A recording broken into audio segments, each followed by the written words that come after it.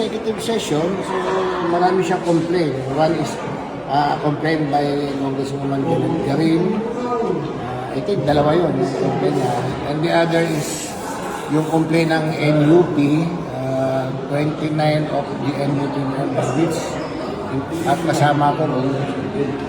And lastly, yung privilege speech ko last January 27 na humingi ako ng extension ng suspension niya. Then after that, nag-conduct na ng executive session in which hindi ko pa masasabi sa inyo yung resulta kasi executive session na. Pero masasabi ko lang, by tomorrow, 3 o'clock, nasa plenary yun.